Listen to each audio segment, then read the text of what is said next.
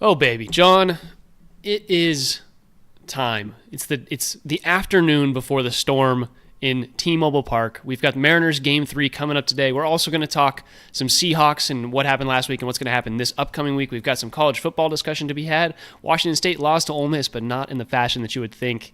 And we've got to obviously talk about UW versus Rutgers, some other stuff as well. But this is going to be a Mariners loaded podcast as well as some Seahawks at the end here. And that's going to be the bulk of it. John, anything to say before we get started? Man, monkeys all the way off the back, baby. ALCS, and we're halfway done. Can't believe it. Lots to talk about today. Yes, sir. All right. Before we get started, those of you on YouTube, hey, welcome in. We appreciate you stopping by. We're going to be live there for this pod, as always, each week on Wednesday afternoons. And then we've got this pod going up on Spotify, Apple Podcasts, wherever you get your podcasts. So for those people, here is some Coyote Picnic. Okay, John, the last time you were on the pod, you hadn't actually talked, that was 2 weeks ago. I don't think the Mariners postseason had started at that point. So just give me kind of your reaction to the Detroit Tigers series as a whole. I just want you to kind of talk me through kind of what your feelings were going through those 5 games. Yeah, it was a frustrating 5 games for sure. The fact that we needed all 5 to get there and that it ended so spectacularly, obviously we still have to talk about that. But my overall impression was I underestimated the Detroit Tigers. They seemed to refine their footing, particularly defensively, over the course of that series. And I will just say, even though we won both the Scooble games, you were 100% right. We were arguing last time we recorded together. Do you want the Tigers or do you want the Guardians? You said the Guardians, I said the Tigers. We won that series, and I still wish we would have played the Guardians. Like, that was just so stressful, so nail-bitey. And even though we got both Scooble games, that man is just scary. He's a frightening guy. I can't believe we took 2 from him. And so glad to be moved on to who'da thunk an easier series against the Toronto Blue Jays. Yeah, dude, that game 5, we basically played an entire baseball game after Tariq Skubal left that start, which is crazy to think. But it was Tariq Skubal, and then we just had another baseball game to play. So we ended up losing Tariq Skubal, and then we beat the rest of the Tigers pitching staff. So that was good that happened. Good that it happened in that way. I feel like as it was happening in T-Mobile, we were kind of watching with bated breath. I was here where I am 2 hours ahead, and it was like midnight, and I was like, man, I missed the entire UW game. It started an hour after the Mariners game and finished an hour before the Mariners game ended. So quite a wild one. Obviously, I think we can talk about players a little bit, but let's just talk about kind of what is going on here in this ALCS right now. We're recording this 2 hours-ish before Game 3 of the ALCS, Mariners versus Toronto in Seattle. It's going to be George Kirby against Shane Bieber. I don't want to get your thoughts as to these first 2 games in Toronto, how those went, and what this means coming into T-Mobile Park with a 2-game lead. Man, it's so massive. We still have to talk about that Game 5 in Detroit, that amazing 15 inning epic, but one thing I can tell you, talking to a lot of Mariners fans after that series win, was that this first game in Toronto, just 2 days after that absolute throwdown of a Game 5, was, okay, let's just basically see what happens in Game 1. Let's expect a loss. Maybe we can get pleasantly surprised by a win, but let's expect a loss with Bryce Miller coming on short rest. Let's just hopefully get enough of the bullpen rested and enough of our starters rested that after that first loss, the series can start in earnest. Now, that's not the end of the world. One thing I will say I noticed in that Detroit series is, and this speaks to how little the Mariners have participated in the playoffs in recent years, but the 5-game divisional series is, every game is so important. It's not quite wild card level, but it's right there where, losing that first game in Seattle was very nearly cost us the series. But going back into the championship series with a 7-game format, it's like, okay, we can afford to lose Game 1. The fact that we pulled that one out in what will, in my mind, forever go down as the Bryce Miller game. And then to somehow, it's like, oh, wow, we won Game 1. House money. And to somehow go and win Game 2 in such dominant fashion, it's Cloud9 stuff. And boy, am I glad I don't live in Toronto. Dude, it would be so tough to be a Blue Jays fan right now. Couldn't be me. Could not be me. Yeah, going into that first game, I think everybody, the baseball pundits, the Mariners, everybody and their mother was like, "Hey, the Mariners just went 15 innings, and they're going to come in and have the most depleted bullpen you've ever seen in a Game 1 matchup against a Toronto Blue Jays staff that's had like 3 or 4 days rest for their entire pitching staff, as well as a few days off for guys like that." And then you see, I think the biggest scratch for this series that was actually really important that I think came out like the day after was Bo Bichette. Bo Bichette's not playing in this series, and I don't think that's getting enough credit and talked about enough for just kind of what he meant for this Toronto Blue Jays team. Obviously, shortstop. He's not the best defensive shortstop, but he brings a lot in terms of putting the ball in play, a little extra power. Like, Bo Bichette's a really good player, and he's one of, if not the heart and soul of this team. Probably Vladdy is probably the heart and soul of the Blue Jays, but to not have Bichette is just kind of crazy. Bo is definitely the second most important offensive piece on this team behind Vladdy. Like, he was there, and then, I don't know, maybe Springer third, but it was him sitting at that number 2 spot. So that's a big deal to lose a guy like that. Yeah, and I think that's kind of getting thrown by the wayside. I don't really know why. It feels like everybody hasn't really been talking about that, and I just feel like we should bring it up because, yeah, the Mariners are performing really well, but it feels like the Blue Jays are missing kind of a core piece. Their lineup feels one piece shy, and there's a reason for that. It's kind of like the Mariners pitching staff being without Brian Wu, but hey, we worked through that. We got through it. We didn't need to worry about that. We made it to this point.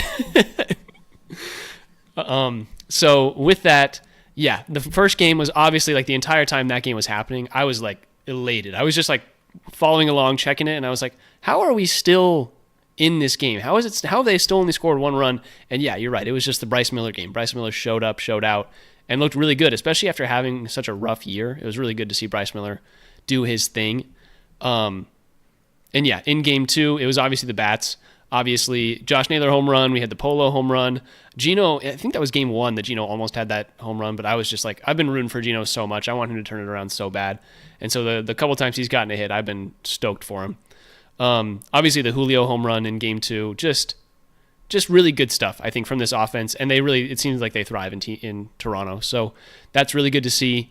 And I guess now, unless you have anything else to say about the ALCS as it stands, I want to talk about kind of the playoff performers. Let's talk about the playoff performers because then we can include the kind of 15 inning game and just go through that. But like, we were going to do floaters and flounders, but maybe we just each talk about kind of a few different guys that we want to shout out. We don't necessarily have to pick floaters and flounders. Totally. No, I'm with you. And this is long overdue. This is the part I'm most excited about. So yep. Why don't you go ahead and pick your first floater? Don't take my guy. You know who my guy is. Yeah, my first guy is, I'm going to go with a guy that I think has been the exact right amount of exposed in terms of the media outlook and everything. Like, every time this guy comes onto the field, everybody's like, oh yeah, this guy's been awesome. And that is Edward Brazzardo. Edward Brazzardo has pitched in 6 of the 7 games that the Mariners have played in this postseason. And in, I think, the 4th Tigers game where the Mariners kind of got smacked around, he gave up 3 runs in 1 inning. And it was to the point where I was like, man, can we not throw Brazzardo anymore? This guy's, 30. He's got basically a 2-pitch combo of a slider and a sinker. That the sinker basically he throws inside to lefties and tries to front door that sinker, and the slider he just kind of uses the same path against righties to try and get them to chase. They've kind of seen everything, and so I was like really worried when Brazzardo came in during that 15 inning game, and for him to go, I think he went 2 1/3. Like, Brazzardo was electric in that 15 inning game. He's been awesome. And for him to come in, obviously that first Blue Jays game where he came in on, again, 1 day rest, basically, not even, and for him to come in and just dominate in the same fashion that he was early in the Tiger series, it's just, that guy's a 30-year-old journeyman who is finding his place on this Mariners team, and he has been awesome. I just really have to shout him out first because that's a guy who you never expected to be great coming into this season, and he's had just one of the best reliever seasons that I can think of in recent Mariners history, if you include this playoffs. Yeah, the playoff performance in particular is worthy of note. Obviously, Munoz, he's kind of had up and downs in the playoffs so far. There was that Detroit game where we were thinking we might have to pull him because he'd given up a couple walks to start it. But even that outing, he made it through the inning and allowed 0 runs. So he's been nails, scoring-wise. But what Brazzardo has done in terms of volume has been unbelievable.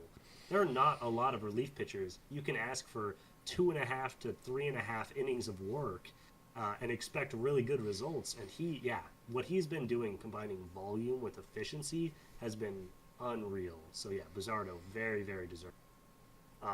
I was scared as you were starting to describe him that you were actually going to take my guy, so I'm just going to jump to him now. No, I'm not going super obvious off the bat. I'm going to start with my Mariners playoff MVP so far this season, and it's not the name that you're expecting. It is my man, first baseman Josh Naylor. Wow. I wasn't sure where you were going after you said it's not the main guy. So I was intrigued. Obviously, we all know who we're going to talk about at some point. But I do think this guy, he's been talked about a good amount, and still probably the least talked about in terms of how much he deserves it of anybody on this Mariners roster. He has been so good this postseason, particularly in big spots.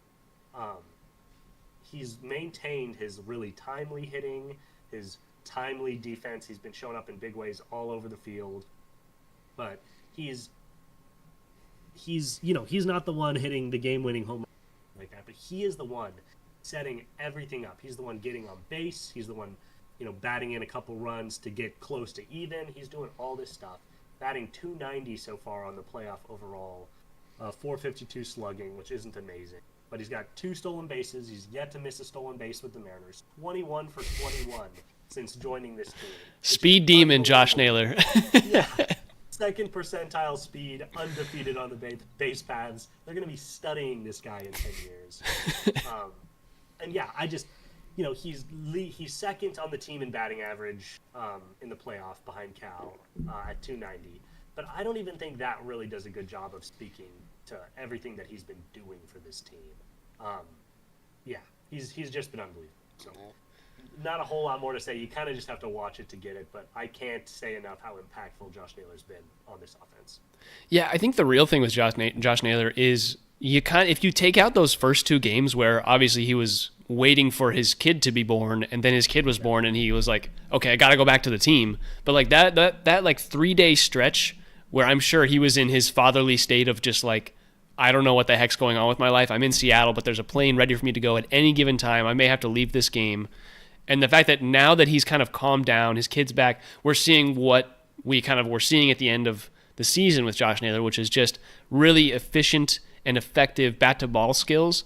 And obviously the baseball IQ is really there when it comes to his stolen bases and things like that. But his ability, especially in that school start, to just like flick the bat out there, get that 1 run for the Mariners off a double from basically a half swing into left field, and then the stolen base to third, and then Garver drives him in with the sac fly. Like, these are the things that veteran playoff guys do and veteran MLB players do. And this is a guy, the further we get into this postseason, the more I'm like, the Mariners can't not sign this guy. Like, the more that I watch him play, the more I'm like, man, the Mariners will be signing Josh Naylor after this season. Like, I just think it's kind of a foregone conclusion.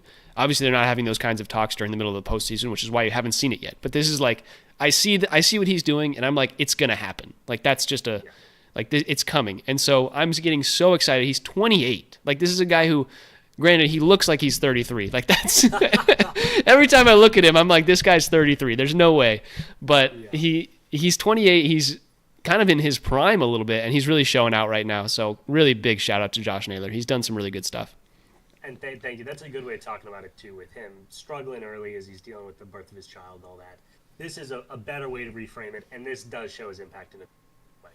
In his last 4 games, 2 against Toronto and the last 2 against Detroit, 3 of those are wins for the team. In those last 4 games, he's got 9 hits in 20 at-bats. That's a .450 batting average over the course of the last 4 games. He was the only one really to show up in any way in that 3-9 loss to Detroit in Game 4. He was excellent in that game. Everyone else was just kind of hanging around. But, yeah, man, he's been really impactful. That's a better way of framing it. Recently, what have you been doing for me lately with Josh Naylor? The answer is yeah. Yep. All right, this is the time where I'm just going to do it. I'm going to shout out our boy, the man, the myth, the legend, the George Bonds, Jorge Polanco of the team. This is our guy, and I think as a Mariners fan, it felt like somebody was going to be the guy that stepped up, whether it was Gino, whether it was Canzone, whether it was Victor Robles, whether it was Randy. Like, we knew Julio and Cal were going to show up. Like, those felt like the 2 guys that were going to be there, and we didn't know of those other 4 guys that I just named, like, who was going to be the one that popped off, because in every playoff series, every playoff, every year, there's guys for every team that just, like, really pick up the pace, really get things going. And the fact that it was Jorge Polanco kind of shocked me the most out of anybody, because this is a guy who obviously this year was really, really great. Excuse me. He was really great in the early part of the season and then faded midway through the season and then just like exponentially got really good towards the end of the season. And he's carried it into this postseason. And I was thinking, early on, he was a guy who basically the Mariners didn't throw or didn't put in against left-handed pitching because they didn't trust his right-handed side. They were basically like, you were injured last year. We don't want you to put too much strain on that right-handed swing. And we basically only saw him hitting from the left side. And now it's like you can't not play Jorge Polanco because he's been so good from both sides of the plate. Obviously, the Tariq Skubal home runs, and obviously the home run yesterday, or I guess 2 days ago now. He's just been so good, and he's putting the ball in play. He's hitting it in the gaps. Basically, every team is if they could play the old shift style, Polanco would be in the dust right now. But the fact that he's been able to hit the gap between first base and second base so consistently is why he's been so good. Obviously, it comes into play in that 15-inning bout, but it's just Jorge Polanco has been amazing for the entirety of the playoffs. I don't think he's made any errors, no real mistakes, just locked in, focused, hitting bombs, and putting the ball in play. And that is what you love to see from a guy who is showing up and showing out for the first real time in the playoffs in quite a while. Yeah, I mean, and you know what's so crazy? His stats aren't ridiculous. He's batting .260 with a .550 slugging. I do think that puts him at, third on the team? We can discard Mitch Garver just because he doesn't have a lot of plate appearances. So I put him second on the team in OPS behind Cal. But yeah, it's been the home runs, obviously.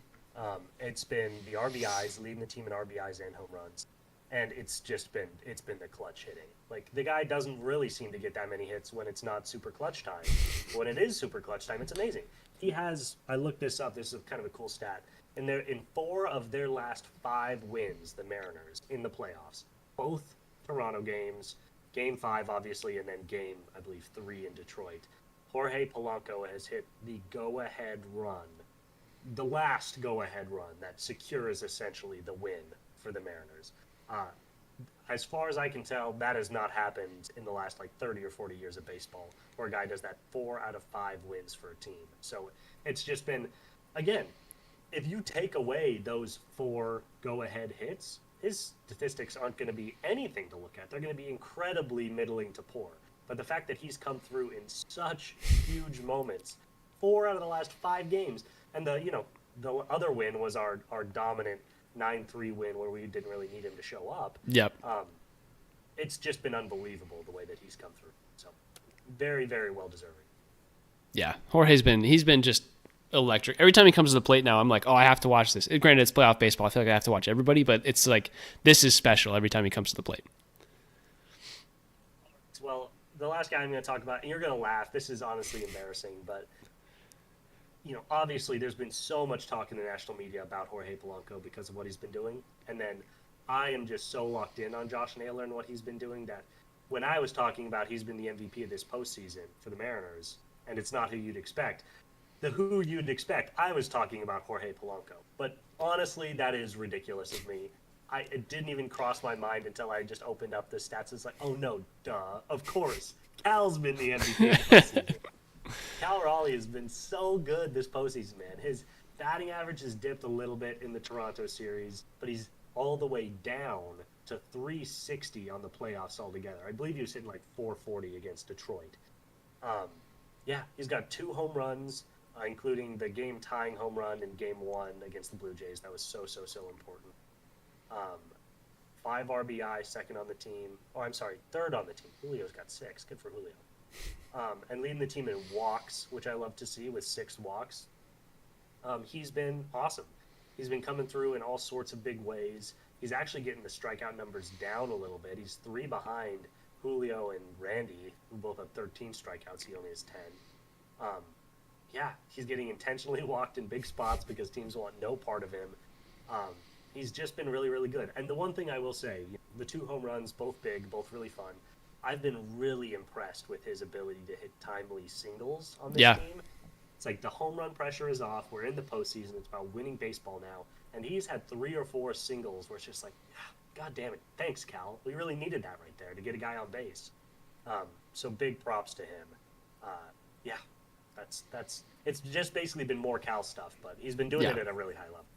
Yeah, and you said all that without even talking about the 15 innings that he caught. He's caught every single inning in the series, but he caught a 15 innings in one game and then came back in literally 24 hours and caught the next 9 innings. So it's just like, run in that next game. I know the wear and tear on this man's body. I am sure that this contract that he's under is going to be, a detriment to the Mariners by the end of it, because his body in this year and next year is just going to be so torn up. His knees are going to be just like taken out.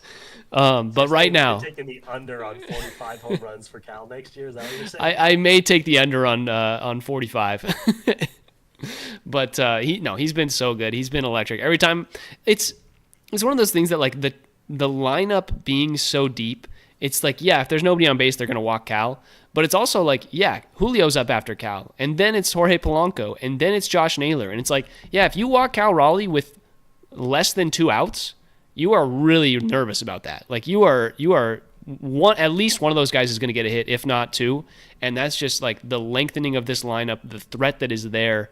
And the fact that you're saying too, those singles are really important, because he's creating situations where the pitcher is put through even more stress than he would have been, right? Every time Cal strikes out with nobody on, I'm like, oh man. But it's just like, if he's even able to get a single, he's not really a threat to run, but at the same time, it's like, this guy being on base, anybody being on base is obviously just so big. And I guess before we like move off the floaters and flounderers, I do want to just give the bottom of this lineup a shout out. Like Victor Robles, Dom Canzone, JP. I guess is Gino batting 7th right now? I don't remember who's kind of our 7th guy. He's coming in 7th. He's behind Josh. Yeah. So Gino and those guys, like the bottom of this lineup, in Victor Robles specifically, and then like Canzone, Luke Raley, whoever are those bottom line guys, they've been really making the opposing team's pitchers work. Like, they're not getting a ton of huge hits or anything like that, like nothing too crazy. But JP's got that home run in the Detroit game. And it's just tough to get those guys out, man. Those guys are putting the ball in play. I feel like JP is getting absolutely swindled at the plate when it comes to just like pitches that he is taking that are not strikes, and he knows it, and the umpire keeps giving it to the opposing pitcher. And I'm just like, man, JP knows this zone better than you. Can you like just let him do his thing? If he doesn't swing, it's not a strike. That's beautiful. I'll tell you what, that last game 2 in Toronto, is going to go down as an all-timer. We were treated in that 15-game masterpiece to some of the best umpiring in recent baseball history. It was so good. I can't remember the name of the ump, but he set the record for this season, I believe. He was like 97% accurate on the day. Boy, oh boy, was game 2 not the same story. I think that guy was one of the most least accurate, at least of the postseason. He was getting like 75% of pitches called correctly, which is just awful. You just can't have that. Yeah. The only thing that makes it a little bit better, and obviously I'm a Mariners fan, but it seemed very even to me. Like, there were a couple plays that were huge and gave the Mariners momentum. There were also some huge plays. Like, Logan, the first run Toronto scored was strictly because with 2 outs and 2 strikes, they got a ball call on what was clearly a strike, and the inning continued. So there were really bad calls on both sides. Honestly, it was just so horrendous that it was even, but you still hate to see it. Yeah, he basically, like, the bottom 3 inches of the strike zone felt like they were a ball, and it just didn't make sense. Like, it was just every time, because in the broadcast you can see kind of like every pitch that clips the strike zone that should be a strike, and so in that sense you feel like you know what should be a strike, and it's just becomes so blatant, like when an umpire messes up. And I will say, in that 15-inning game, like, the umpire, every single pitch felt like it was like the perfect call, like just outside or like just inside or very just clip the edge. That guy was so good, and so we got to shout him out. But that game 2 umpire was a little rough. It's like that first guy is the reason we're gonna have his bust in Canton after we institute the electronic umps. It's like, this guy was just as good as the machine, and the second guy is the reason we're instituting the electronic umps. Exactly. Okay. From here, I think we can dive into Game 3. Do you have anything else to say about the games that have already been played? Thank you for the reminder. 2 very, very quick things just on kind of general roster stuff. Yeah. One is, again, as we're talking about Cal, some other guys' batting averages are starting to climb, including mainly Julio, Polanco, and Naylor, to make this lineup look more even. But there was a moment there in the Detroit series where we were up 2-1 in that series. Cal was hitting 440, and there was one other player above 200, and that was Josh Naylor at the time. Everyone else was batting in the 100. So we can't emphasize enough, the reason we are here today is because Cal kept us alive early in that Detroit series. The second thing I wanted to say is I've been very impressed with the walking this team has been doing. Cal has 6, Julio's got 5, Robles has 5 and a hit by pitch. Randy has 2 and 3 hit by pitches. That guy is a magnet for the ball right now. It's just been very impressive, our ability to get on base without generating hits, which is huge for a team as focused on home runs as the team is. So yeah. That's been huge. Yeah, really locking into the 3 true outcomes there. And yeah, you're totally right about that, Cal carrying us through those first couple games and first couple wins. Like, Julio, basically during the end of that Detroit series, he was 0 for 9 in games 3 and 4, and then I think he was like 1 for 6 or something in that last game in the 15-inning one. He was not good in the back half of that series. There was a point where he was like 0 for his last 13 or 14. Like he went completely iced there for a while. So, yeah. Yeah. All right. Well, I guess now is the time to talk about the T-Mobile Park section of the ALCS. We've got Game 3 coming up tonight in approximately an hour and 20 minutes. So we're definitely going to finish this up before then. Don't you guys worry. But Game 3 coming up in an hour and 20 minutes. What are your thoughts going into that, right? It's George Kirby against Shane Bieber. We've seen, I believe the lineups have come out and everything, so everything is available. All the info's out there. But what are the vibes coming into T-Mobile right now? Obviously, Seattle is buzzing. What are you thinking? Yeah, the atmosphere is going to be completely electric. That cannot be overstated, how loud and how fun it's going to be. There were a lot of talk in the Detroit series, too, about how nervous the stadium was, and that led to some amazing moments, but just like there was a lot of nerves. Big part of that was because we lost Game 1 in extras, and there was pressure on every single Mariners home game from then on out. We needed to win Game 2. We needed to win Game 5. This situation is a lot more, there's just going to be a lot more joy, because there was found money. We're up 2-0. If we lose this game tonight, nobody's going to be freaking out. We're going to be bummed, but that's okay. Yep. So it's going to be, the crowd is, I just think, going to be amazing. Kirby has been absolute nails. He's been awesome. A really interesting conversation for us to have whenever this playoff run winds down is who was our best postseason pitcher? Because right now I think it's unarguably George Kirby, then probably followed by Bryce. Bryce has had 2 awesome starts, and then Logan, who's done nothing wrong, would probably come in third. And Castillo's been good too. Our pitching's been good. But I think Kirby's been our best guy so far. For him to get the start here, rested, with full complement of bullpen around him, I just think we're going to be really hard to beat. The Blue Jays' greatest strength, their hitting, is mitigated in this park more than anywhere else. Though at the same time, we did get swept by Denver. So I guess I'm optimistic, but I'm not positive. Yeah, the T-Mobile Park games are going to be interesting because our pitching has had trouble throughout the season, at least, putting guys away. When it comes to like a 2-strike count, like Logan Gilbert's had a lot of trouble striking guys out. He doesn't really have a put-away pitch. Same with George Kirby. He had that issue a couple years ago, and I think he's a little different in the postseason, right? He's just makes people miss or makes people put the ball in play more to weak contact. But the Blue Jays have, strong enough bats that they'll be able to put the ball in play, and we'll see what happens. Hopefully it's not a, single fest where they're just trading first to third all day. But I do think in this specific game, in Game 3, right, Shane Bieber has not been very good all season. Obviously, he's coming back from injury right now. I think he's got an ERA hovering over 5.5. So it's like George Kirby against Shane Bieber for the postseason is looking like a favorable matchup.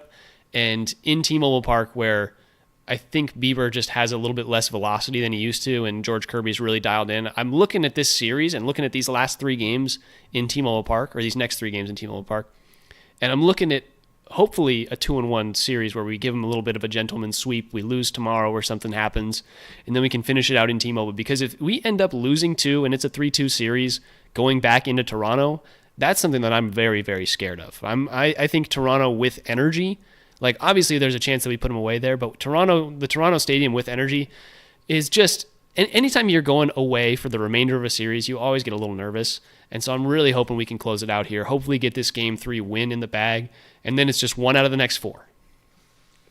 Yeah, well said. A couple of things on that, just kind of building off what you're saying.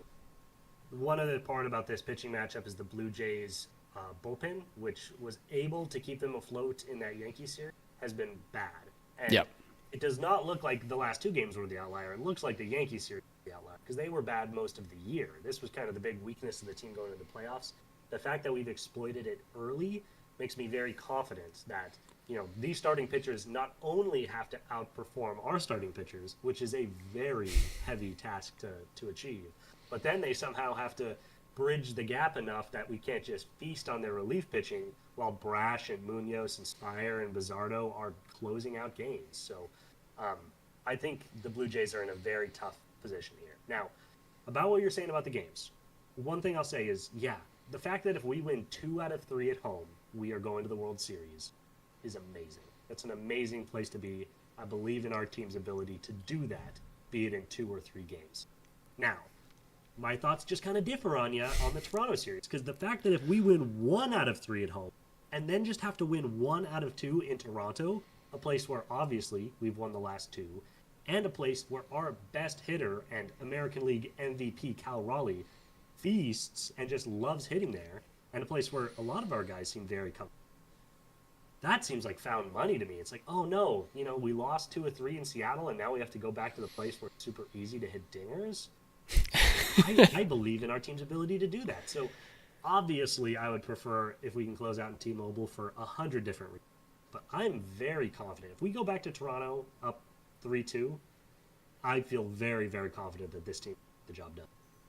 Yeah, it's not that I think Toronto in and of itself is going to be a problem for us. It's that I think being the away team in 2 closeout games in the playoffs in the ALCS is that's the scary thing to me. But I totally get where you're coming from with the fact that our offense has obviously shown it can show up there and everything like that. I just think it just makes me a little nervous thinking through that situation.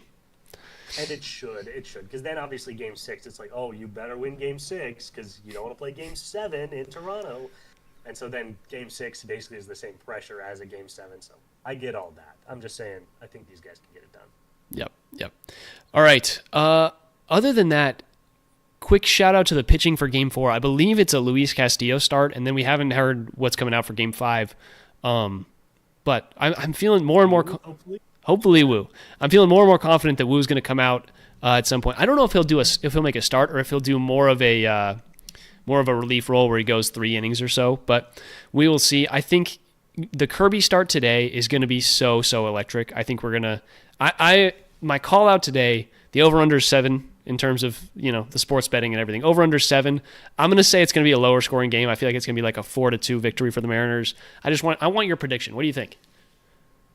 Yeah, I say the Blue Jays get the caps off the ball this time. I'm not just being a hater, but I do see like a 7-3 Blue Jays win, and just time to calm down and gather up the next 2. I just see it coming. They've been too cold for too long. This team's got some talented bats. Who knows? Maybe we just sweep them. Screw it. Get out of here. Maybe the 7-3 Mariners win. If I'm trying to win my bet here, that's placing. But I will just say, man, the fact that we're going Kirby, Castillo, I'm assuming Woo does not start. We go Kirby, Castillo, Miller, Gilbert, Kirby over the next 5. Maybe we're winning 2 of those games, man. We're winning 2 of those games. Yeah. I just love to hear those names just back to back in the playoff baseball atmosphere. It feels good. Oh, all right. We have done quite a lot on the Mariners already. It's been 35 minutes, so I am going to jump right now over to some college football discussion. We've got to talk about UW. We got to talk about Wazoo. UW wins 38-19 against Rutgers in what was a pretty solid outing by them, all things considered. This first half was a little underwhelming. They were down 13-10 at half, and so that was just kind of like, what's going on with you guys? Like, this is Rutgers. What are we doing here? And then in the second half, they really turned it on and dropped a nice little 28-6 bomb on them in the second half. So Damon Williams Jr. looked great, 21 for 27 in terms of completions to attempts, 402 yards and 2 touchdowns. And then he also had 13 carries for 136 yards and 2 touchdowns. So this was the Damon Williams Jr. show, as well as everybody else putting in a little bit of extra work. But quite the game. I was in love with this one. What were you thinking? That was a really, really calm way of saying that Damon Williams Jr. was responsible for 538 yards of total offense and 4 touchdowns without turning the ball over. Holy mother of God! This was the Damon Williams Jr. game. Yeah, dude, it's Rutgers. I don't want to call it out too much, but he was a man on a mission in this one. It was crazy. Desmond Roebuck, by the way. Sorry, go for it. Oh, Desmond No, you're right. Roebuck was awesome. 4 for 108 through the air. Bit of an unknown that came through with some really big catches, including a 60-yard just bomb. We're going to talk a lot about Damon. He had a 143.44 QBR, which only accounts for what he's doing through the air. He had a 143 QBR and just also ran for like a Jonathan Taylor level rushing game, averaging 10 yards a carry on 136 yards and 2. That's insane. He literally had an Aaron Rodgers game and a Derrick Henry game simultaneously. Dude, he's definitely one of those quarterbacks that, like, if I don't college football fantasy exists, right? Like if you're in college football and you play fantasy, like if you don't have Damon Williams Jr., like, what are you doing? This guy would have just dropped like a 50 piece. Like, it's insane what this guy does on the field. And obviously against bad teams is where he can really exploit it. Like, Rutgers is not great by any means. So, and he did actually lose a fumble. He did have one fumble lost. I will shout him out there. But overall, just so good. I do think Denzel Boston, obviously 5 receptions, 98 yards, 2 touchdowns. Great game by Denzel Boston. He is continuously proving that he's going to be an NFL at least top tier draft pick, probably by the first 2 rounds, if not in the first round. Like, Denzel Boston looks really good as a receiver, NFL prospect. But Desmond Roebuck, a freshman, Desmond Roebuck, I want to shout out, had a really good game against Ohio State. And he was kind of the secondary wide receiver in that game because everybody was focused on Denzel Boston. So they're like, screw it, let's drop it off to our number 2 guy in Roebuck. And he's been really good. He continues to increase his stock tremendously in my eyes. And he's looking like our future number 1 once Denzel goes to the league. So really excited about that. Jonah Coleman, a little underwhelming in this one, I will say. 14 carries for 44 yards and a touchdown. Not a ton going on there, but it was just quite the showing, I think, from UW when it comes to just the offensive explosion in that second half. Yeah, I think you're underselling a little bit Rutgers just as a team. They were 3-2 going into this game. They're 3-3 now. They're certainly not like a world-beating Big Ten team, but they're a solid team. They're not at the dregs of the Big Ten for sure, in my opinion. And their running defense is good. I don't blame Colson for having kind of a rough game on the ground. I think they got some big boys on the defensive line and were really challenging UW to beat them downfield. So we just did that. But yeah, I do just think this offense is really starting to break out in a real way. I think that Ohio State game should have been closer. They've got 2 straight wins. I think they're going to smack Michigan this week, and they will not play another ranked opponent until Oregon at the end of the year. Now, my bold prediction for this team is that, if they go undefeated up to that Oregon game, they are going to be ranked in the top 18 teams in the country. As they should. They've played great this season and played the number 1 team in the country very tough. So if they're ranked in the top 18 in that Oregon game, then we are looking at that Oregon game as a potential spoiler of the Oregon season, plus potential to sneak into the college football playoff conversation. Because if they beat Oregon at 18, they will jump up probably to around 10, and suddenly they're in the conversation for a 12-team playoff. So UW fans need to take every one of these games seriously. I think this offense is very real, and I think there's an outside chance at postseason potential. Yeah, I tell you what, this Michigan game, Michigan's favored by they opened at -5.5. Now they're favored by 6.5. So people are betting on this Michigan game, or Michigan game in Michigan's favor, and it just doesn't look like that's going to be the case. Michigan has not been an overwhelmingly dominant team in terms of Big Ten play. Obviously, they had kind of a little bit of a easier schedule. Every team has a little bit easier schedule to start the season. And Michigan was ranked in the top 20 there for a bit, and they've since fallen off. And it's just like UW, their one loss, their one blemish is to the number 1 team in the country. Why do we think that they're not going to be just as good, if not better, than this Michigan team? Especially, they haven't played Ohio State nearly as tough as we did, obviously. But like, they haven't played anybody as good as we have. And because of that, I think if we can win this Michigan game, there's a real shot at like coming into that Oregon game as a 1-loss UW team that can either steal it and get a spot in the college football playoff, or we're a 2-loss team, and that's at least you're in the conversation, and that's year 2 of Jed Fish, and you're looking at this Huskies team going, okay, in year 3, DeMond, and in year 3 as well, like all this stuff is arrow pointing up, and it would be really awesome for them no matter what happens, basically, if we win this Michigan game. I think every other game looks like a relatively in UW's favor game. And so if we win this Michigan game this week, you're looking at a team that could likely go into the end of the season against Oregon at that Thanksgiving weekend at 10-1. Like, that's crazy. Yeah. And that will equal a top 18 ranking position. It has to. There's been a lot of talk about if Washington should have been ranked after the Rutgers game with them looking the way that they looked. But yeah, one thing I will just say about that Michigan game, I agree. It's the biggest game until Oregon, so it's a big one. And if UW loses, then goodbye playoff chances. But Michigan's defense has been good again this year, but they've only allowed 6 fewer points than Washington. Washington has scored 58 more points this season than Michigan, and Michigan's been playing scrubs left and right. So this Michigan offense is not very good. Their star freshman quarterback that everyone was so excited about is not very good. I think Washington's going to move the ball on them, and the only reason, in my opinion, Michigan's favored is because it's in Ann Arbor, which is obviously a great environment. But I'll tell you what, if they get punched in the mouth after that USC loss last week, crowd's going to get pretty quiet. People are going to start focused on their drinks pretty quick if UW's up 17-3. Yeah, I think that is a game where UW has to come out swinging. It can't be like this Rutgers game because Michigan is a team that knows how to just run the ball down your throats in the second half and end the game. Like they're not going to do what Rutgers did. Yeah, Rutgers threw the ball 50 times in that game. They were at some point trying to come back, but they don't know how to control the ball long term, and you really could feel it there. Let's jump over to Washington State, who played a really fun game against the number 4 team in the country in Ole Miss, lost 24-21. Zevi Eckhouse, 24 completions and 31 attempts for 218 yards, 2 touchdowns. Really solid game by him. Like, he's looked pretty good, all things considered, throughout his few starts after Potter got kicked out of that starting role. So it was just a really fun game. Limiting the turnovers was the really big key for Washington State there. They were just competing, and the big story there was their defense, right? Their defense holding Ole Miss to 24 points was just really awesome. So wanted to shout them out today. Yeah, it was a huge performance, arguably better than UW against Rutgers. To play the number 5 team in the country in Oxford and put up this kind of performance was very impressive. Eckhouse was great. I mean, his numbers weren't huge. His 77% completion percentage, a 124 QBR. He was limiting mistakes. And then, obviously the defense is the big story, but huge shout out to Kirby Voorhees, 10 carries for 88 yards and a touchdown at running back. 46 of those came on one massive run. But that being said, he is the first Washington State running back to break 5 yards a carry in a game this season.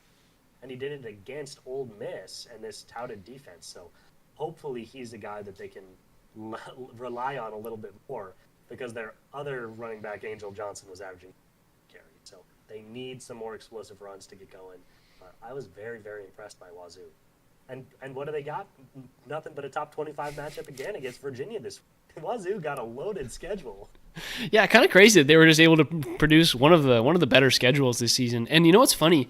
I was watching some sports show, and they were talking about UW and how like their wins have been pretty quality, and they were talking about Washington State as like a quality win. And I was thinking about it, and I was like, man, Washington State's been pretty good, all things considered. Like, you can't really expect much from this program, but they 3-3, obviously playing Ole Miss really tough. If they can play Virginia really tough too, like that's just a good sign for this program moving forward. We don't expect them to be a top 25 team, but if they can compete in these big, or I guess Power 4 games, like that's a really good sign for them moving forward as the Pac-12 realigns. Yeah, and all they need to do as a program is exactly what they're doing, which is survive. Yeah. Oregon State is not necessarily doing that same job of surviving as these Pac-12 stragglers, but we're just a little bit away here from Pac-12 reforming with some good football schools, and that'll give these teams a chance to compete on a much stronger footing going forward. So, yeah, proud of Wazoo for hanging around and building this program even with what is a crazy amount of turbulence. It's been pretty impressive. Yeah. Other than that, the Sounders have won their last 2 games. There's not really much to say. They won both 1-0 against Portland and Real Salt Lake. Playoffs have not started yet, so we're still on the cusp of those. Other than that, Kraken are still in the preseason. The Storm, I will say, we got to shout out the Storm. They took the Aces to the 3rd game and played them tough in all 3 of those games. And the Aces just won the WNBA championship in 4 straight games against I think it was Phoenix. Mercury. So quite the stretch for them. It makes the Storm look a lot better than I think we thought they were at the end of the season there. But any thoughts about any of those? Yeah, shout out to the Sounders. Big deal to win those two. Always love to beat Portland in that rivalry game. They've got one last game in the regular season. They are locked into the 5 seed in the West. So we'll have more to say on them once playoffs start. But for now, pretty good. And let's get into the real stuff. People have been waiting since we finished up on the Mariners to talk about this other team. Yeah. The Seattle Seahawks, the other big team that's coming out of Seattle. Man, as a side note, I don't know if you listen to the Bill Simmons podcast, but Bill Simmons was talking about Seattle as just like a city being so big right now because of how the Mariners are doing and because of the Seahawks outperforming. And it's just like the equivalent rise of a city that comes with its sports teams doing well. And it just really feels like that. Like, it feels like Seattle's kind of coming on the map in a real way, and it feels lovely. Seattle's riding high, man. I'll tell you what, as a UW football fan, a Mariners baseball fan, and an Indianapolis Colts football fan, I'm riding potentially even a little bit higher. But yeah, those Seahawks fans are feeling real good right now. This was a huge week, I think, just because that Buccaneers game last week was so awesome, but disappointing in a finish. Yep. You can take the moral victory in an awesome football game like that, but to get back on track and go up 4-2. Or go up to 4-2 against a really good second in their division Jaguars team was huge. So this 20-12 Seattle victory, what were your big takeaways? This felt like a little bit of a ball control victory for me. The Seahawks, I think they came away, they talked about their game plan this week, and they talked about how from last week, they talked about their game plan today, about how they basically just didn't want to turn the ball over, right? Jacksonville has had, I think, 14 turnovers on the season, and the main goal for Seattle was just, hey, don't let them, get an interception, don't let them force a fumble, and it looks great. Sam Darnold, 16 for 27. Not a great Sam Darnold game, but obviously had some really explosive plays there. 2 61-yard passes, one to JSN, one to A.J. Barner. Shout out our boy Saucy on YouTube, just commented he has JSN in fantasy and he's been cooking. I bet you were pretty happy about that last game. 8 receptions for 162 yards and a touchdown. It's huge. Been every game huge. JSN's been a monster. So shout out. Yeah, Sam Darnold had a decent game. The yardage is really where it stacked up. The other side of the ball in terms of rushing, Kenneth Walker, 10 carries for 34 yards, and Charbonnet, 12 for 24. Like, that wasn't great, but I don't think that was what the Seahawks really wanted. They basically wanted a couple explosive plays, lull the Jags into like kind of a bit of a slumber, and then get a couple explosive plays, get a couple touchdowns, and then just use your defense to keep these guys contained. Obviously, the Jaguars going for 2 twice and failing on both of them helped us out a little bit. Or maybe they had a missed PAT as well. But either way, the Jaguars only scoring 12 points was very crucial for the Seahawks victory. Kind of looked like a Seahawks victory from the Pete Carroll era where it comes down to a 20-teens victory. Yeah, this game was very interesting because if you look at the box score, the amount of scoring is actually a lot lower than you would expect. The Seahawks had an unorthodox offensive game. The rushing game was not there at all. So all they did is just hit big chunk plays down the field to these receivers. Shout out to Sam Darnold. He wasn't his most efficient, but still a 128 QBR. I mean, he was very efficient at hitting chunk plays down the field and limiting turnovers. Obviously, JSN continues to be the story of the season on offense. It's been the Darnold-JSN connection all year. Cooper Kupp caught a touchdown, which was nice, but he really has not risen up to really that second-tier guy. It's been him and the tight ends and Torrey Horton all kind of acting as supplementary pieces behind JSN, who's the guy. But it's working. And then, that's how the offense is going. And I just want to say, I think this game was most impressive from the defensive side of the ball. Yep. The fact that they limited this Jacksonville Jaguars offense to 12 points. Let's say 14. Let's give them their extra points. Let's say 20-14. They limited them to 14 points without generating a single turnover is really impressive. It just speaks to this team is capable of generating turnovers, but they do not need to execute their defensive game plan. And I was very impressed. I mean, technically the Jaguars should have had one more deep touchdown to Brian Thomas Jr. I know, talking about fantasy, all the BTJ owners are deeming that this new young pup of a wide receiver, Travis Hunter, lined up in the neutral zone to mitigate a 50-yard touchdown pass. But regardless, I was very impressed by the way the defense all played together. They played smart, and they limited a lot of Jacksonville. They did the ultimate bend and not break, where they would allow like 25 yards per drive and then just stop them in their tracks right around midfield. And that was really good. Yeah, something that I think went a little unnoticed at the end of this game. I don't know. I don't know if you were watching it just like super intently because there was other things going on in terms of red zone and things like that. But this game had 15 punts. Like this game was just a mess of offenses being unable to generate any sort of flow. Basically, like Michael Dixon 7 punts for 360 yards, and 3 of them were pinned inside the 20.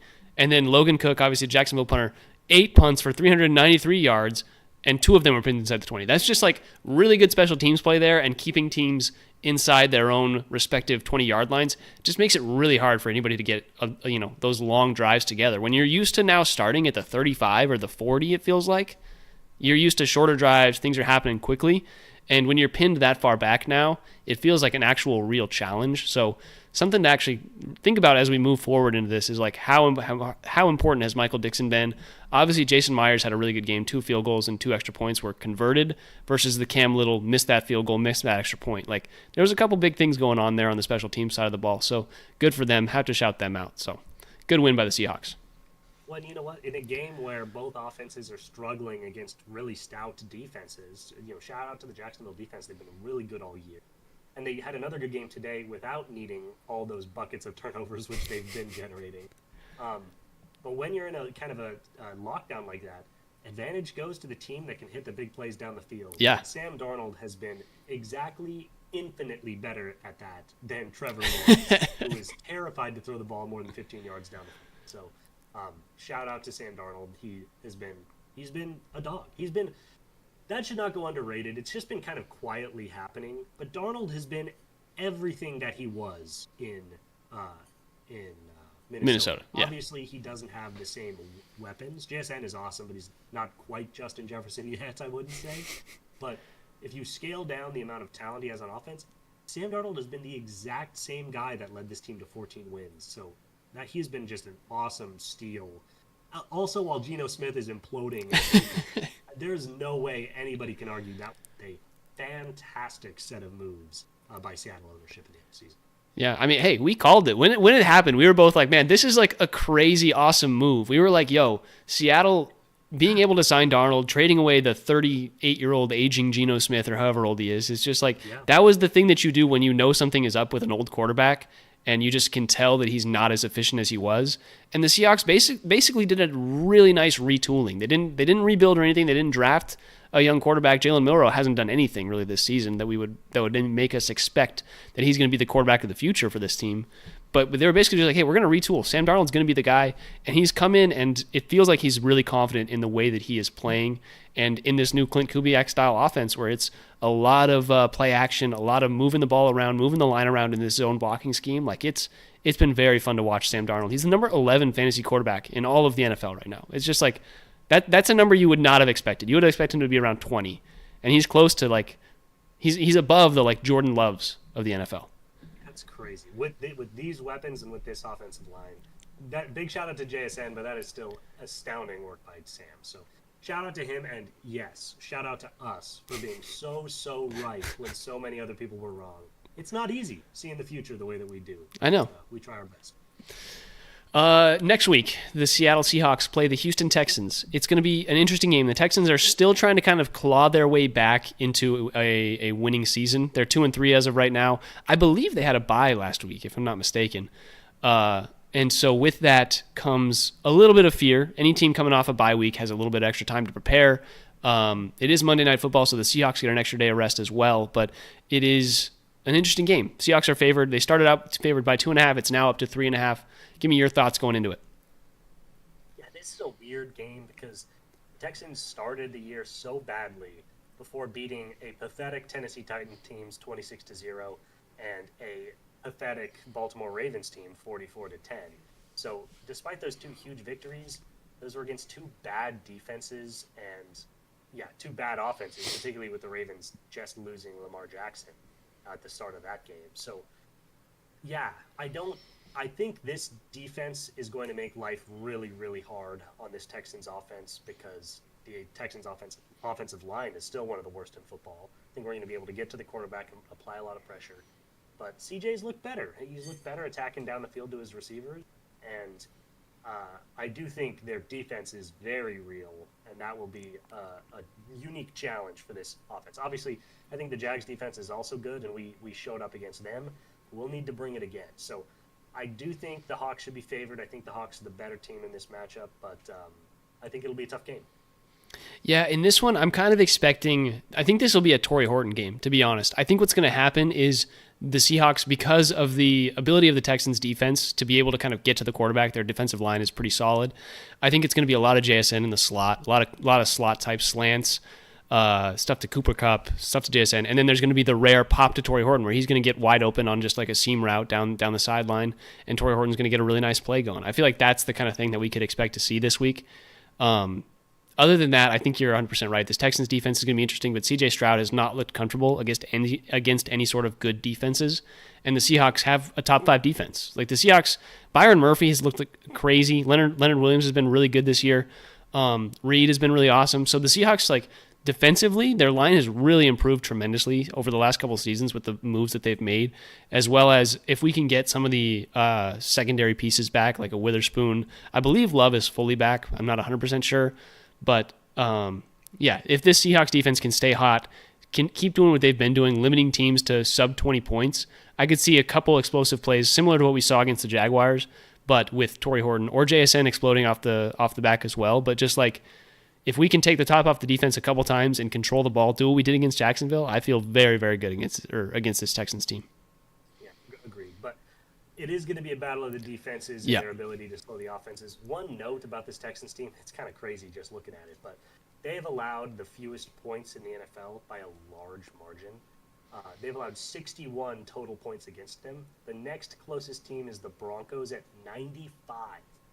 So 61 to 95. Now that's a 34-point difference, but that's like them and what they've allowed again. Like it's what they've been doing defensively, limiting points has been amazing. Part of that is the competition that they've played. Part of it is the fact that they've already gotten their early bye, and a lot of teams haven't. But still, the fact that the second closest team, and many teams have received their bye, is 34 points away, speaks to how tough this Texans defense is. So I just hope the game planners take that into account and understand that if you can score 17 or God forbid 21 against this Texans defense, you will likely come out with the win. Yeah, the one thing that I don't want to do don't want to see is the Seahawks rush the ball down the middle, try and give it to Charbonnet a bunch. I think this is another similar Kenneth Walker style game where you're trying to rush the ball to the sides, give him the ball in open space, let him make guys miss that are on the outside instead of trying to rush up the middle against Will Anderson and those guys on that Texans line. So hoping that Kenneth Walker has a big game, especially after I just acquired him in a big fantasy trade. So got to shout myself out there.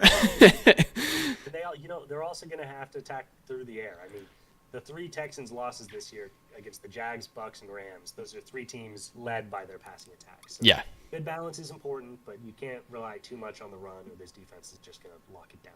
Yep. All right. Final stretch of the pod, guys. It is time for everybody's favorite segment, the Sound Up Seattle Value Dogs. We are coming into, I believe this is week 7 of the NFL season, and with that, we've got Value Dogs. Week 7. Yeah. Value Dogs, for those of you that are new here, Value Dogs are each week, John and I each take 3 teams. Sometimes they're the same, sometimes they're different, but we each pick 3 teams separately, and then we give them as teams that we think are going to cover their spread as the underdog. So that's the most common thing that happens, and over the last decade or so, the underdog has covered the spread a majority of the time. And so with that, we try and take this and win you guys some money if you're sports bettors out there. So currently, we are 9-9, both of us on the season. Both went 2-1 last week, as we've matched every single week of the season so far. Really doing some great work out there. But the underdogs currently have performed. They are winning or covering the spread 47.8% of the time, and home dogs are 19-21, so a little under 50% at 47.5%, and away dogs are 25-27-1. So away underdogs, obviously, there's going to be more of those because home field advantage, but they're right hovering around that 48% mark. So we're actually doing a little bit above average here. We've won a couple extra games for you guys if you've been following along. So, John, you want first pick, or do you want me to have first pick? I'll take first pick, but I also just want to shout us out. First of all, just a spoiler because we share notes. We are going to have a little bit of overlap this week. This will be the first week we've had an overlap pick. The first 6 weeks we picked 6 different games. What's astounding is, as he's noted, we've had the same record every single week. If that's 0-3, 1-2, 2-1, 3-0, exact same record every single week, which is insane. With that being said, since our journeys have been the same, I just want to give us a shout out. We started 4-2 over the first 2 weeks, proceeded to go 1-5 over the next 2 weeks, got really hammered on weeks 3 and 4, but then went 4-2 again these last 2 weeks to get back to 500. We're 9-9, right where we want to. We've got these lines where we want them. We've weathered the storm. We're ready to get back above 500 this week. And if it happens, it's going to happen together. So with the first pick, I'm going to take the best team in football somehow giving up points. That is the Indianapolis Colts plus 1.5 against the Los Angeles Chargers. The Colts have the most points scored in football by almost 30 points. And their defense has been very solid. They are 5-1, the number 1 overall seed in the AFC, and they are losing points to a team with no home field advantage and does not even have control of their own division. Explain this to me, Tyler. The explanation for this, the reason that the Colts are not favored in this game is that they've played kind of a cake schedule when it comes to the defenses that they played.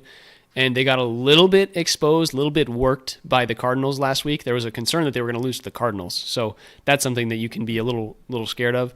The other side of that is the Chargers don't really have an offensive line, it feels like, anymore. Like their line has been decimated by injuries, losing Joe Alt as well as his backup.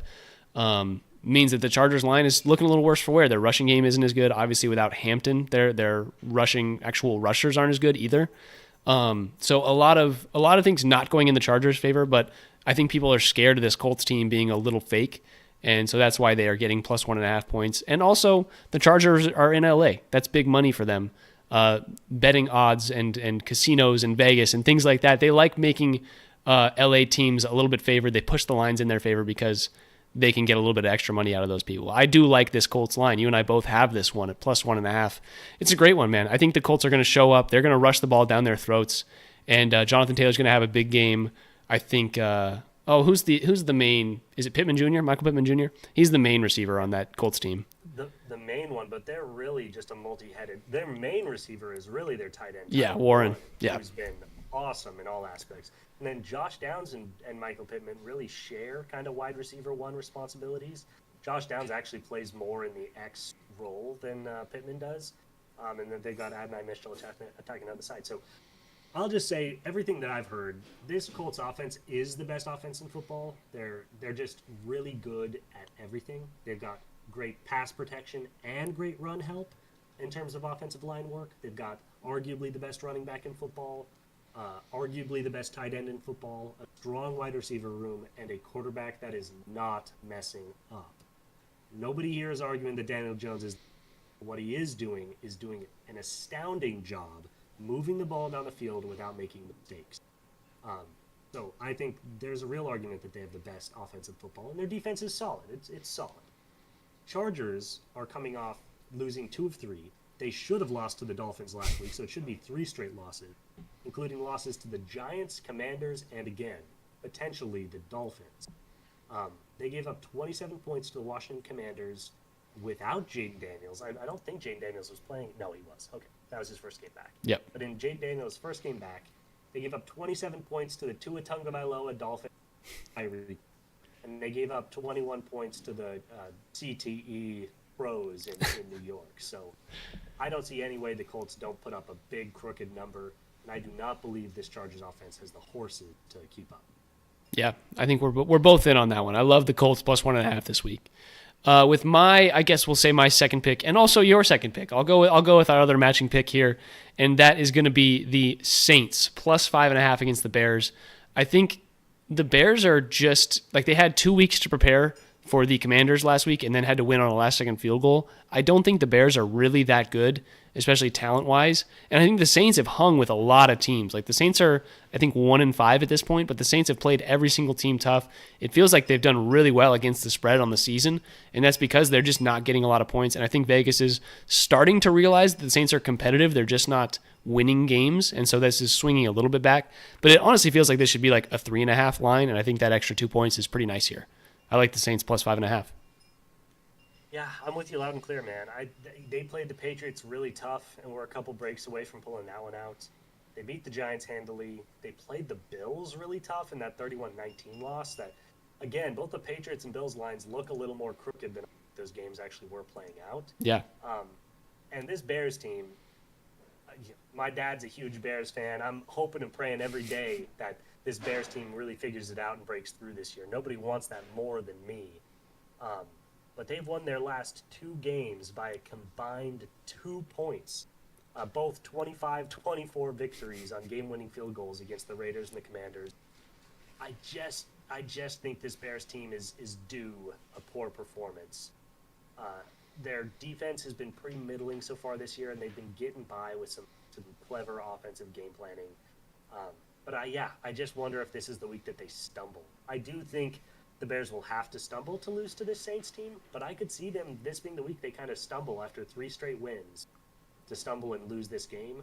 The fact that we're getting 5.5 points, the fact that any type of field goal action, any type of less than a touchdown action, we're pulling this out, makes me feel very comfortable. Yeah, I feel like the Bears are only winning by a field goal at the most in every single game that they play, and they also just don't feel like a team that's going to go 4-2. I don't know what it is, but it just doesn't feel like they're going to be like a top echelon team. And they're like, that NFC North is looking a little bit weaker than I think people thought it was when it comes to the Packers and the Vikings and the Bears. Like, those teams are just not as strong as everybody had their hopes cut out for them. So I think this Bears team is going to be a little worse on the season, and I think this Saints game is just going to be a case where the Saints actually have some talent and they can exploit that.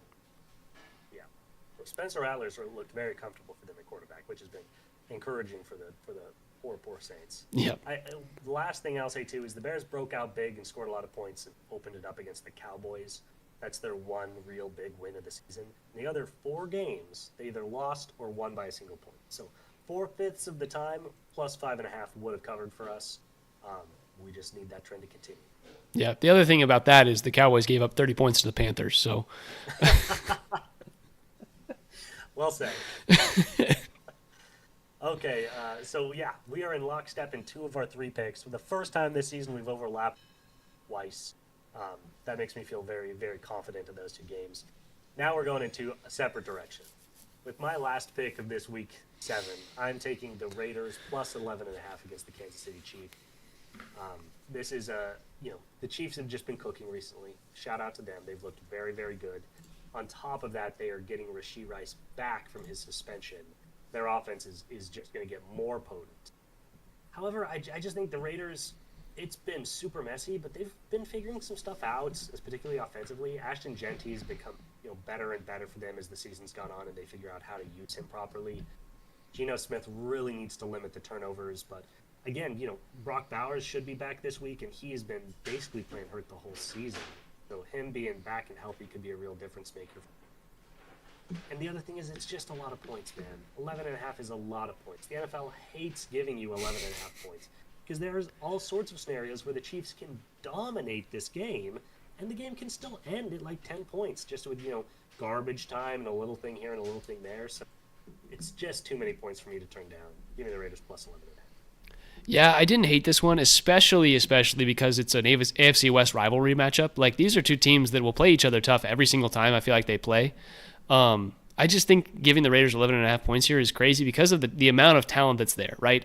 At the end of the day, the Raiders have talent. The problem has been Geno throwing interceptions, and if Geno can limit that, they're going to be within 11.5 points. They're bound to cover that. I liked this line, but I felt like I would stay away from it just because I had another line that I was really into. So I'm going to jump right into that with our last pick of our Sound Up Seattle Week 7 value dogs. I am going to take the Jets. It moved from minus 1.5 to now they're fully gaining 1.5 on the Panthers. And I think the reason for that is the Panthers won last week against the Cowboys, and the Jets are not better than the Cowboys, right? The problem with that is that the Panthers played really well at home, and then when they play away, when they play road games, they suck. Additionally, it's almost impossible for an NFL team to lose every single game of the season. Like, it's almost impossible. Like, it's very, very hard for a team to go 0-17 in the NFL, and the Jets don't have any other game where they could be favored. Like, they started this game favored, and this is going to be their easiest game that they have on the remaining schedule. And so I gotta give them one win. This is like my, hey, at this point, you've lost every game. You're 0-6. Like, you can have one. Like, you can have the +1.5. I think I'm going to take the win outright. It's more of a storyline bet, if anything. So that's my take here. Yeah, the Panthers have been so weird this season, man. They've looked so good at times and so awful at others. They're probably, in reality, just a kind of bad football team. Yeah, I also kind of like the Jets here. Their defense can be very stout. Their offense can be pesky with how good their running game and offensive line is. It's just tough, man, because what this really is you're taking a team to win that is yet to win this season. But I respect it. I agree that this is their best chance. And the other argument, I think, for the Jets, besides the home field and all that, is that Rico Dowdle has like 470 yards combined in these last 2 games, total scrimmage yards. There's no way he's doing it 3 times. There's no way. Not a chance. Completely gassed. He's gonna come back to earth in a real way, I believe. So I think they've been really buoyed by how awesome their running game's been the last 2 weeks, and I think it's been a little bit of a wreck. So I appreciate this pick, but I dislike it for the same reason I like the Raiders pick. I just want more points, man. You just got to give me. I'm gonna take the Jets. I need more than a point and a half. You know I love my my one game a week that I pick the storyline bet instead of really looking at the line too hard. So this was that. All we have to do is get our 2 combined right, and we're both above 500. We need the Saints. We need to put a Saints Colts parlay together and ride this thing out. That's what I like to hear. All right. Anything else to say, John? That was a great pod, but we've got a Mariners game to watch in 40 minutes. Get me out of here, man. I need to get a beer in me, Ace. All right. Well, for those of you on YouTube, hey, thanks for showing up. Those of you on the podcast, we've been live on YouTube this entire time. We're checking comments, doing all that good stuff. So hopefully you guys enjoyed the live. Check us out on Spotify, Apple Podcasts, or wherever you're listening at Sound Up Seattle. You can also find us at Sound Up Seattle on Twitter, TikTok, and Instagram. You can email us questions, comments, concerns, questions about how you think the Seahawks are going to do the rest of the season, things like that, how you think the Mariners are going to do when they get to the World Series. All those things we're going to talk about if you email us at soundupseattle@gmail.com. You can find me, Tyler, at TyCart50, everywhere it's important, and you can find John. Star Wars Knights of the Old Republic, the old original Xbox video game. I can't go 2 years without replaying it. It's just peak Star Wars RPG, and I keep crawling back like a drowning man, or like a dehydrated man in the desert. I'm always going back to KOTOR. So, being a belligerent. Are you a Jedi or a Sith in this one? Last time I checked on you, you were a Sith. That was a couple of years ago. Yeah. Well, what I do is 2 out of every 3 times I play it, I'm a Jedi. And 1 out of 3 times I convince myself I want to be bad. And then about a third of the way into the game, I start just feeling bad about making hurtful decisions to all these RPG characters, and I just quit. So I never finished my Sith playthroughs. Too good of a guy. Oh, all right. Well, you should start streaming that one, man. You should start putting that content out on YouTube. All right. For John Carey, I'm Tyler Cartwright, and I will say this week it's got to be a go Nerds, baby. Finish this out. Let's go. Gotta be 3-0, baby. Come on.